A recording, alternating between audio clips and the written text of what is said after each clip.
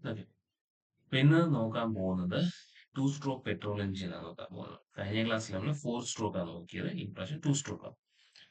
ഇപ്പം ഇതിനകത്ത് കുറച്ച് ഡിഫറൻസസ് ഉണ്ട്. ഇതിനകത്ത് നമുക്ക് വാൽവ്സ് ആയിട്ടൊന്നുമില്ല. ഇൻലെറ്റ് വാൽവ്, എക്സോസ്റ്റ് വാൽവിലൊക്കെ ഉണ്ടായിരുന്നു. ഇവിടെ വാൽവ്സ് ആയിട്ടില്ല. ഇവിടെ പോർട്സ് ആയിട്ടാണ് ഉള്ളത്. ഇപ്പൊ ഇവിടെ ഒരു ട്രാൻസ്ഫർ പോർട്ട് ഉണ്ട്, എക്സോസ്റ്റ് പോർട്ട് ഉണ്ട്. പേര് പറയുന്നത് എക്സോസ്റ്റ് പോർട്ട് എന്ന് വെച്ചാൽ എക്സോസ്റ്റ് ഗ്യാസസ് പുറത്തോട്ട് പോകുന്നതായിരിക്കും.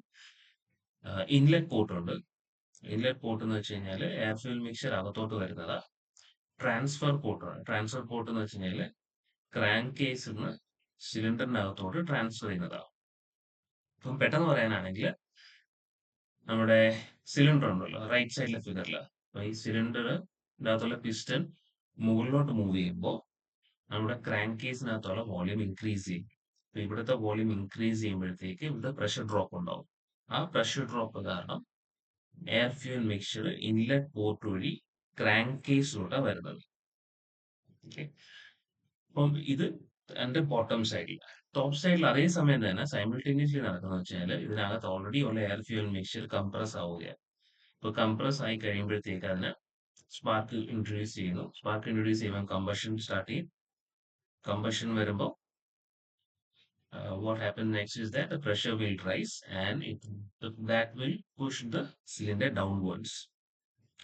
ഇപ്പൊ താഴോട്ട് when the cylinder is pushed downwards, താഴോട്ട് പോകുമ്പോഴത്തേക്ക് ഇവിടെ നോക്കിക്കേ, ഇവിടെ ഈ എക്സോസ്റ്റ് പോർട്ട് അടഞ്ഞിരിക്കുക. ഇപ്പൊ സിലിണ്ടർ താഴോട്ട് മൂവ് ചെയ്യുമ്പോഴത്തേക്ക് രണ്ട് കാര്യങ്ങൾ നടക്കുന്നത്. ഫസ്റ്റ് ഓഫ് ഓൾ ഇതിന്റെ എക്സോസ്റ്റ് പോർട്ട് ഓപ്പൺ ആവും.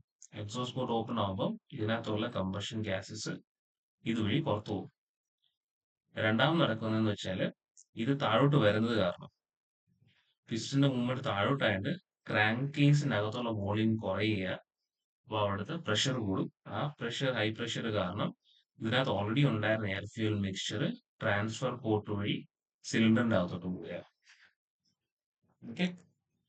അപ്പം അതാ ഇവിടെ കാണിച്ചിരിക്കുന്നത്. ഇവിടുത്തെ പ്രഷർ കൂടുമ്പോൾ ഇതിനകത്തുള്ള എയർ ഫ്യൂൽ മിക്സ്ചർ സിലിണ്ടറിന്റെ അകത്തോട്ട് പോവുക. അപ്പൊ ഇത് ഫ്രഷ് എയർ ഫ്യൂൽ മിക്സ്ചർ വന്നിട്ട് ഈ എക്സോസ്റ്റ് ഗ്യാസിനെ തള്ളി പുറത്ത് കളയുക ചെയ്യുന്നത്. അതാ ഇവിടെ കാണിച്ചേക്കുന്നത്. അപ്പൊ ഈ സിലിണ്ടർ ഹെഡിന്റെ ഷേപ്പ് അങ്ങനെ കൊടുത്തേക്കുന്ന റീസണും അതാ. അപ്പം ഇവിടെ ഈ സീരീസ് ഇങ്ങനത്തെ ഒരു ഷേപ്പ് കൊടുത്തിട്ടില്ലായിരുന്നെങ്കിൽ ഇവിടുന്ന് ഡയറക്റ്റ് വന്ന് ഇതുവഴി ഇറങ്ങിപ്പോയാനെ. പക്ഷെ അത് വരാതെ ഇത് മുകളിലോട്ട് ഇതിനെ ഡയറക്റ്റ് ചെയ്യും. എന്നിട്ട് ഇവിടെയുള്ള എക്സോസ്റ്റ് ഗ്യാസസിനെ എല്ലാം തള്ളി പുറത്താക്കുന്ന രീതിയിലാണ് സിലിണ്ടർ ഹെഡ് ഡിസൈൻ ചെയ്തേക്കുന്നത്. അപ്പൊ ഈ രണ്ട് സ്ട്രോക്ക് മാത്രമേ ഉള്ളൂ. അത് ഫുൾ സാധനം കംപ്ലീറ്റ് ആവും.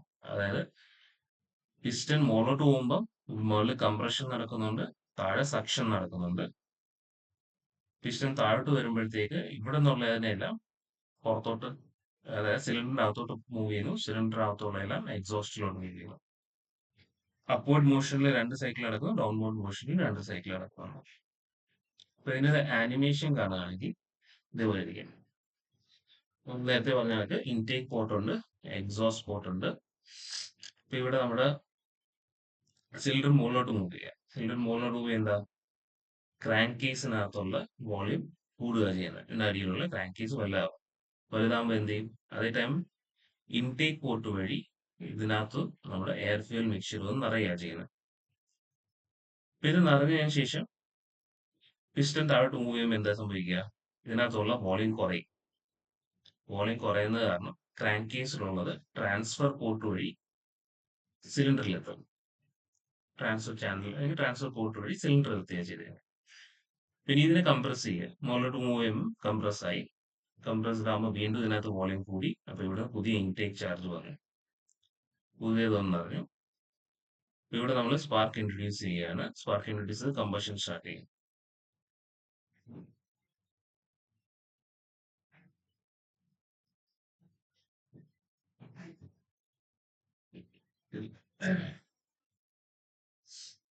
കമ്പഷൻ സ്റ്റാർട്ട് ചെയ്യുമ്പോഴത്തേക്ക്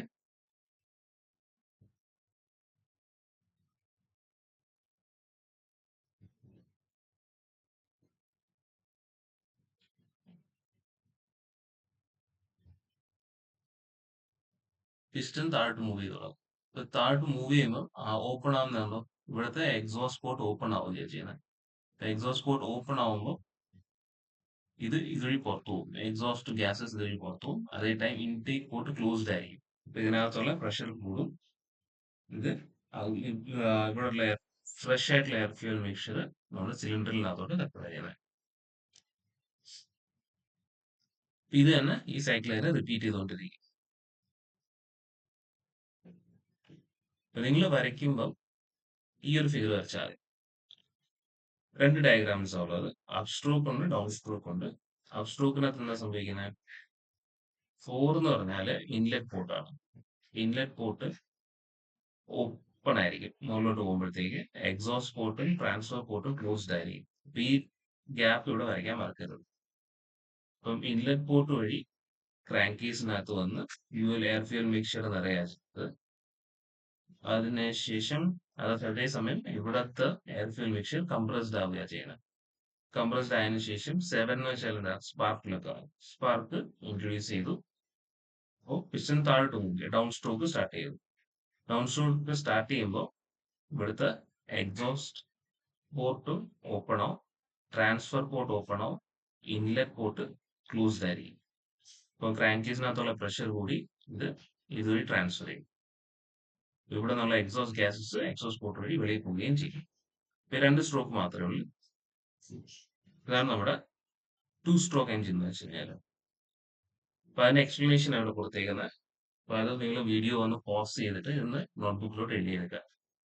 അതായത് ബേസിക്സ് ആണ്. പിസ്റ്റൺ മുകളിലോട്ട് പോകുമ്പോൾ കംപ്രഷൻ നടക്കും, അവിടെ താഴെ പാർഷ്യൽ വാക്വം ഫോം ചെയ്യും, ഇൻടേക്ക് പോർട്ട് ഓപ്പൺ ആയിരിക്കും. അപ്പം എയർ ഫ്യൂൽ മിക്സ്ചർ കാർബറേറ്റർ വഴി അതിനകത്ത് കയറും. സെയിം സംഭവം തന്നെ. അപ്പൊ ടോപ്പ് ഡെഡ് സെന്ററിൽ സ്പാർക്ക് വരും. സ്പാർക്ക് കാരണം മിക്സ്ചർ ബേൺ ചെയ്യും. Pressure rise. അപ്പം പിസ്റ്റൺ താഴോട്ട് പ്രഷർ കൂടുതലായത് കാരണം ബോട്ടം ഡെഡ് സെന്ററിലോട്ട് തന്നെ പുഷ് ചെയ്തുള്ളൂ.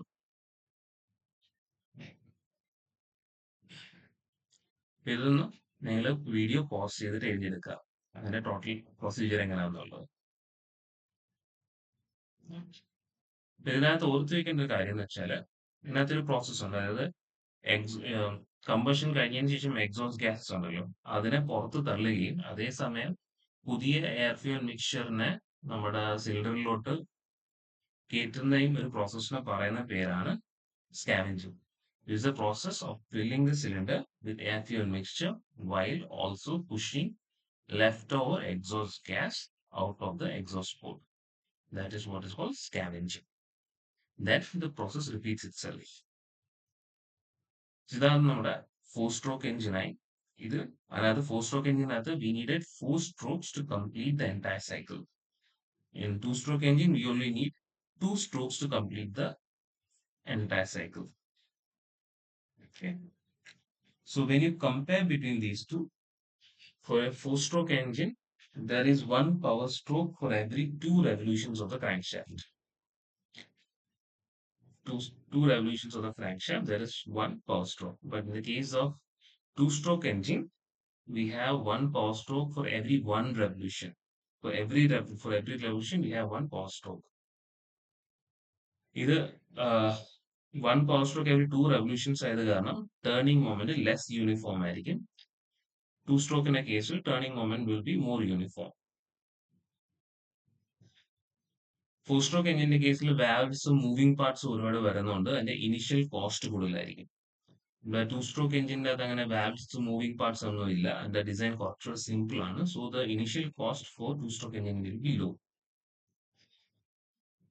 പിന്നെ ഓർക്കുകയാണെങ്കിൽ ഫോർ സ്ട്രോക്ക് എഞ്ചിന്റെ അകത്ത് എക്സോസ്റ്റ് സ്ട്രോക്ക് കംപ്ലീറ്റ്ലി സെപ്പറേറ്റ് ആണ്. അതുകൊണ്ട് അവിടുത്തെ സ്കാവെഞ്ചിങ് എന്ന് പറഞ്ഞാൽ കുറച്ചുകൂടെ എഫിഷ്യന്റ് ആയിരിക്കും. ഇവിടെ ടു സ്ട്രോക്ക് കേസിൽ എന്ന് വെച്ചാൽ ഓർക്കുകയാണെങ്കിൽ സ്കാവെഞ്ചിങ്ങും എന്നുവെച്ചാൽ എക്സോസ്റ്റ് ഗ്യാസസിനെ പുറത്ത് കളയുന്നതും എയർ ഫ്യൂൽ മിക്സ്ചർ അകത്തോട്ട് വരുന്നത് രണ്ടും ഒന്നിച്ചാണ് നടക്കുന്നത്. അറ്റ് എ ടൈം സൈമിൾട്ടേനിയസ്ലി നടക്കുന്ന കാര്യം. So because of that the scavenging is not that efficient, it will be less efficient.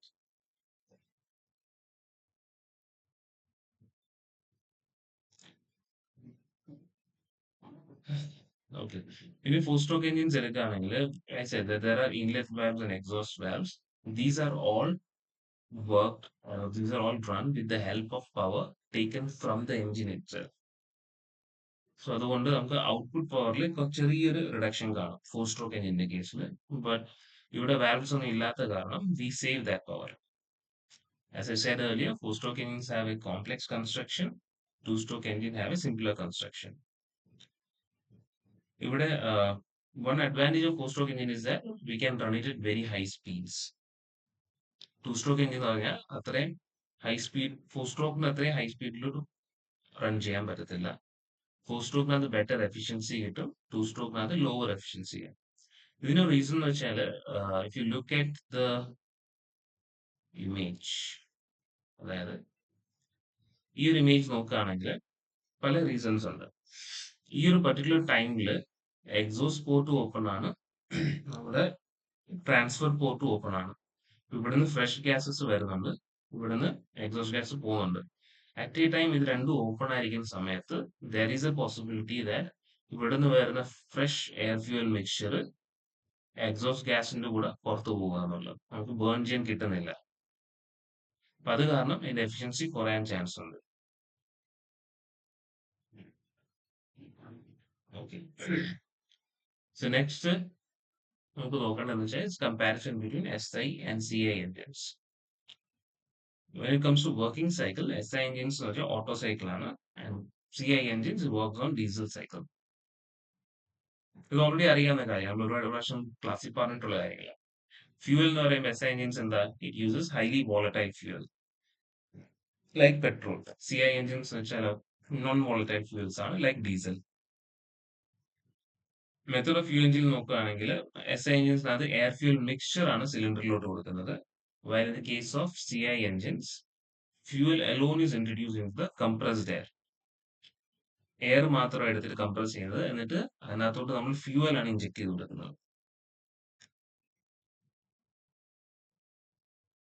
Fuel economy വെച്ച് നോക്കുമ്പോഴത്തേക്ക് CI engines are much better. So if you know, if you check around also, if you see that diesel എഞ്ചിൻസിനാണ് mileage കൂടുതലായിട്ടുള്ളത്. Petrol എഞ്ചിൻസിനേക്കാളും diesel എഞ്ചിൻസിനാണ് mileage കൂടുതൽ.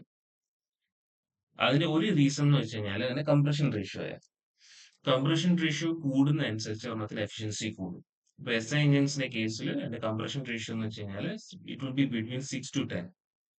But in the case of CI engine എന്ന് വെച്ചാൽ it will be between 16 to 20. ഇത്രയും compression ratio വേണ്ട ആവശ്യം എന്ന് വെച്ചാൽ യു റിമെമ്പർ CI engines എന്ന് വെച്ചാൽ compression ignition engines are. So your temperature has to be very high when the fuel is injected. അതിന് വേണ്ടിയിട്ടാണ് ഇത്ര ഹൈ കംപ്രഷൻ റേഷ്യോയുടെ ആവശ്യം വരുന്നത്. ഇപ്പൊ കംപ്രഷൻ റേഷ്യോ കൂടുതൽ CI എഞ്ചിൻസിലാണ്. അപ്പോൾ the engine itself has to be made much more stronger. It requires more material so that it can actually contain the compression and everything. Compression ratio high ആയത് കാരണം കുറച്ചുകൂടി strength വേണം. അതുകൊണ്ട് കൂടുതൽ material CI എഞ്ചിനാണ് use ചെയ്യുന്നത്. അതുകൊണ്ട് the weight will be a bit higher for in the case of CI engines. Initial cost എന്ന് പറയുമ്പോൾ സിൻസ് മെറ്റീരിയൽ കോസ്റ്റ് കൂടുതലായതുകൊണ്ട് CI engines കൂടുതൽ മെറ്റീരിയൽസ് യൂസ് ചെയ്യണം. So the initial cost four CI engines will be more than that of SI engines. അപ്പോൾ നിങ്ങൾ vehicles നോക്കുകയാണെങ്കിലും roughly 1.5 lakhs rupees will be more compared to petrol engines. Sorry, petrol cars. Diesel cars will be slightly costlier. Maintenance costs for both CI and SI engines are kind of same. It might be a bit more for the CI engines. That's all. ഇത്രയും കാര്യങ്ങൾ നിങ്ങൾ നോട്ട്ബുക്കിലൂടെ എഴുതിയേക്കുക. Okay.